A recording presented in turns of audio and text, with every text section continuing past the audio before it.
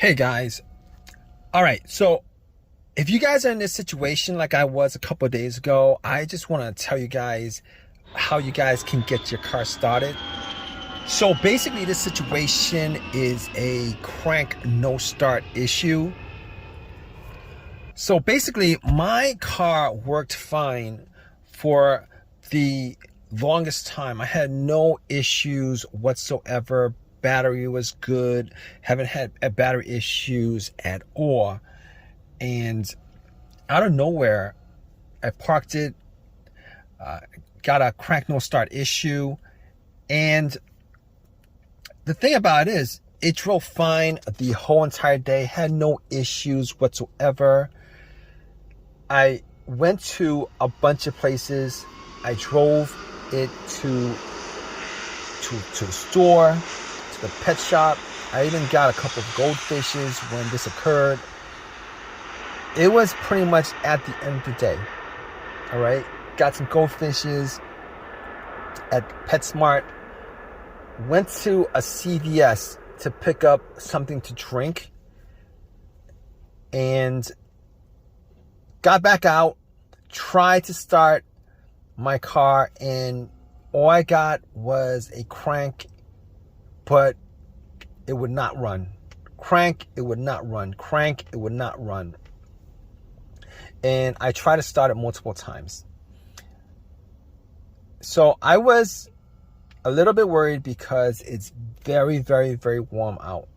And probably like in the mid 90s. Had some goldfish in a bag. And I was worried that those goldfishes might die. So I was a little bit stressed out with the whole situation. All right. I did get some to drink. I did get a can of Coke in Arizona. And they were kind of cold. So I actually put it in the bag where the goldfish were, hoping that the goldfishes would survive. But that's neither here nor there.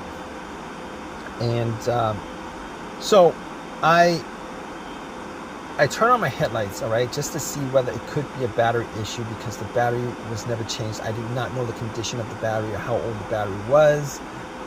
Did not know the condition of the battery terminals, etc., etc. But I know that I didn't have any issues previous to this. I turned on my headlights, went out, checked. The headlights were very, very bright. The cranks were very, very strong. It wasn't like it was struggling to crank. It wasn't like it was struggling to crank at all. It was very, the cranks were very, very strong. All right. Now, knowing from previous experiences, if the battery is weak, I would normally get a weak crank. Like it would try to start, but it wouldn't.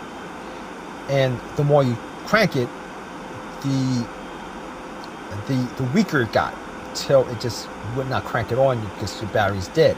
However, I was getting strong cranks, but I had to eliminate the battery 100% in this situation, because you never know, because there's like a lot of electrical parts in the car and you never know. All right. Well, you kind of know, but you never really know, because when it comes to troubleshooting vehicles, I want to just go through down the list and just eliminate one after another, after another, after another. All right. So I actually got to the battery and I was looking at it. Now, I didn't know what shape the battery was in. It did look really old. The terminals were really dirty, and the terminals were a little bit loose. So what I did was, I took the terminals off. I got some paper towel. I took my Coke and poured it on the terminals, cleaned it up as best I could, and cleaned off a lot of the green, whitish stuff that was on there. Popped it back on, tried to start it, and did the same thing. Strong crank won't start. It didn't start. Strong crank didn't start. So I was thinking to myself, you know what? I was still getting a strong crank after like cranking it 7 times. And to me, that pretty much says that the battery is pretty good. Even though the battery looked kind of old, pretty old, but it was under the hood. It was the battery. You know, after a while, if you put anything and not look at it after a while, you get dust on it and dirt and all that grime and all that stuff, right? So I was thinking to myself, 90% sure it's not the battery. I can't say 100%. You can never rule out, you can never rule that out unless you're able to get the car started, or are you able to test it out? So I didn't really have a jumper on me. I didn't have a jump pack to jump it. So I wasn't able to test, say 100% it was in the battery. But seeing as how the headlights were bright and it was cranking strong after 7 tries, I eliminated the battery altogether. All right, I eliminated the battery altogether. Now, I was thinking to myself, with this scenario, it could be a lot of different things, right? It could be the camshaft position sensor, it could be crankshaft position sensor, it could be the throttle position sensor, it could be the mass airflow sensor, because there's like a lot of sensors on the vehicle. It could be a lot of different things. But here's how I was able to eliminate all those things. I was able to eliminate all those things because normally if any of those things were to cause this situation, there would be a check engine light. There would be a check engine light and sometimes the check engine light would be blinking, telling you that it's more of a serious issue. But here's the thing: I did not see a check engine light on the dash. There was no check engine light. I know that 100%. Not that I was checking out for the check engine light being an issue, but I was looking at the dash the whole entire day, glanced here and there, did not see a check engine light on the dash. So I know now I can't rule that out as 100% because I couldn't get the car to start up. Now, if it started up and there was no check engine light, you know, I could say 100% that it wasn't the check engine light. And I didn't have an OBD2 to pop it in to scan it. Did not have an OBD2 to pop it in to scan it. However, I was going to rule that out because I was going through scenarios as best as I can because it was getting pretty warm and my goldfish, my goldfishes were gonna die. So I was like, all right. Should I call AAA? Maybe I could go back into CVS with the goldfish and put it in the in the fridge, you know. But you know, I was like 20 minutes into that, and I had to get something. I had to get something. Well, I was hoping that it was an easy fix. Get something. All right, so I was like thinking to myself, what else could it be besides this? All right. So I checked out the fuses. All right. Checked out the fuses, made sure that, you know, I didn't smell anything that was burnt.